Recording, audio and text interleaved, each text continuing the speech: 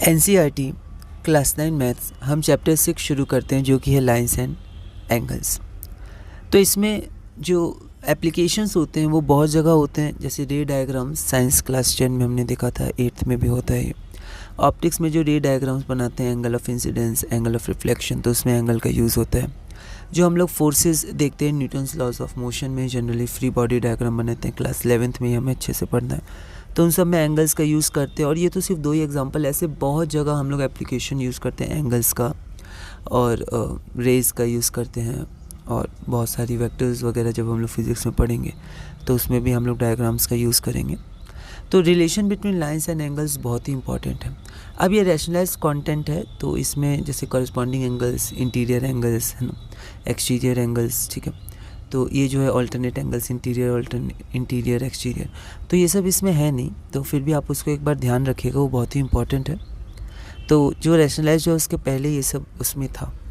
तो पहले हम लोग कुछ बेसिक टर्म्स देखते हैं। जैसे लाइन सेगमेंट क्या होता है, एक पार्ट होता है किसी लाइन का, उसको हम लोग ए बी और ऊपर में बार से रिप्रेजेंट करते हैं।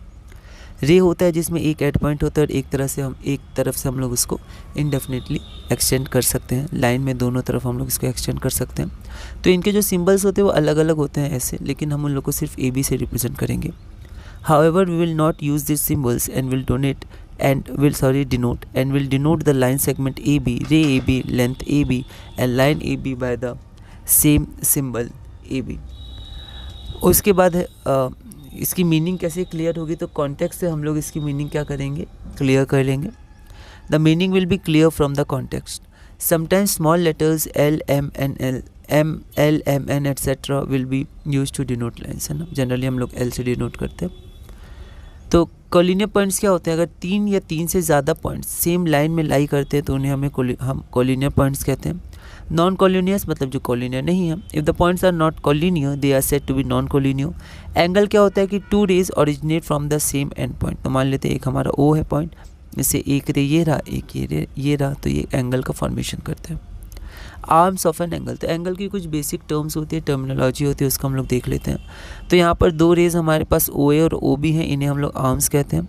The rays making an angle are called the arms of the angle and the end point is called the vertex of the angle. ये जो हमारे पास O है उसे हम लोग कहते हैं वर्टेक्स ऑफ द एंगल, और जो रेज हमारे पास OA और OB है they are arms of the angle. Types of angle में पहला हमारा एक्यूट एंगल आता है, मान लेते हैं एक्स एंगल है। जनरली हम लोग थीटा यूज़ करते हैं, पर एक्स भी यूज़ कर सकते हैं। तो एक्यूट एंगल है तो 90 डिग्री से कम और 0 डिग्री से ज़्यादा होता है, ठीक है। यहाँ पर देखिए स्ट्रिक्ट इनइक्वालिटी है, इक्वल टू नहीं है यहाँ पर। अगर हम लोग देखते हैं राइट एंगल, तो राइट एंगल अगर वाई से डिनोट करें तो वाई 90 डिग्री होता है। ऑप्टिक्स एंगल जेड से डिनोट कर लेते हैं तो less than 180 degree, greater than 90 degree. और यहाँ पर स्ट्रेट एंगल आपका एस से डिनोट कर लेते हैं, किसी से भी कर सकते हैं 180 डिग्री। रिफ्लेक्स एंगल टी से डिनोट किया गया है तो 360 डिग्री से कम, 180 डिग्री से ज़्यादा। अब कॉम्प्लीमेंट्री एंगल्स क्या होते हैं, तो कॉम्प्लीमेंट्री एंगल्स 2 एंगल्स को बोलते हैं, ठीक है। 2 एंगल्स को मिला के कॉम्प्लीमेंट्री एंगल्स बोलते हैं अगर उनका सब 90 डिग्री हो, और एक एंगल को दूसरे का कॉम्प्लीमेंट कहते हैं।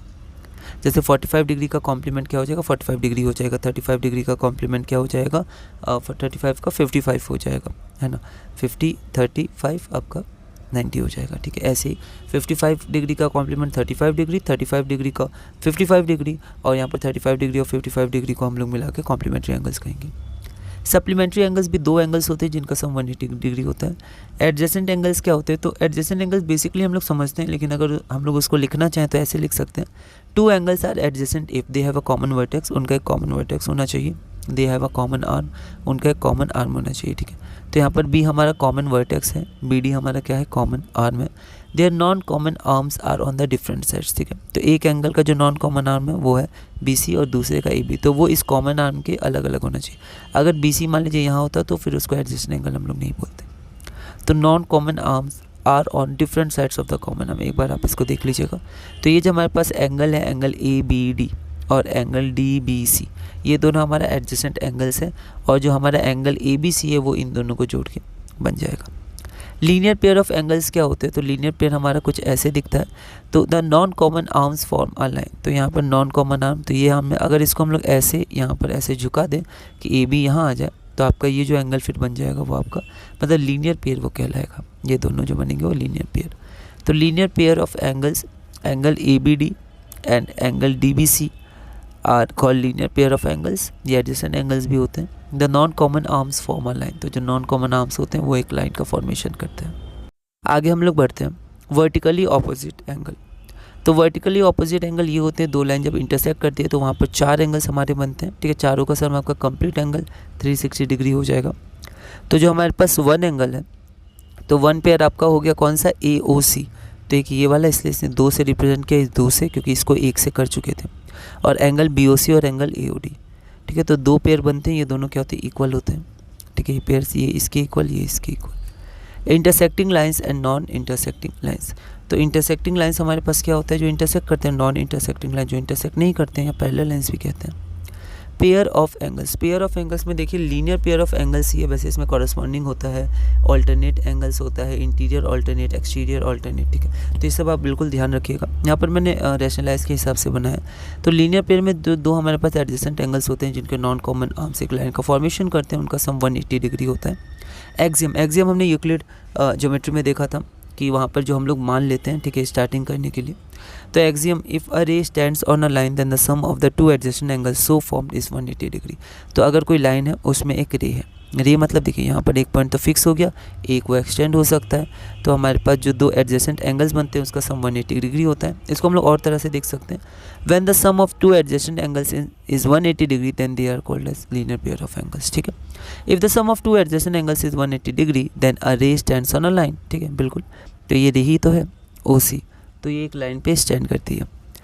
Then a ray stands on line that is the non common arms form a line. तो ये नॉन कॉमन आर्म जो है वो लाइन का फॉर्मेशन करते हैं। एक्सियम 2 हम लोग देख सकते हैं, if the sum of 2 adjacent angles is 180 degree then the non common arms of the angles form a line. Same बात है, तो 2 एक्सियम में हम लोग लिख दिए इसको कि अगर रे स्टैंड करती है लाइन पर तो उन दोनों का सम एडजेसेंट एंगल्स का सम 180 डिग्री होगा। और इसका उल्टा, अगर एडजेसेंट एंगल्स का सम 180 डिग्री है तो आपका एक रे स्टैंड करती है लाइन पे, या हम लोग कह सकते हैं non common arms of the angles form a line. Axiom 1 और एक्सियम 2 को हम लोग टुगेदर बोलते हैं लीनियर पेयर एक्सियम। उसके बाद एक थ्योरम है, if 2 lines intersect each other then the vertically opposite angles are equal, ठीक है, इक्वल होते हैं।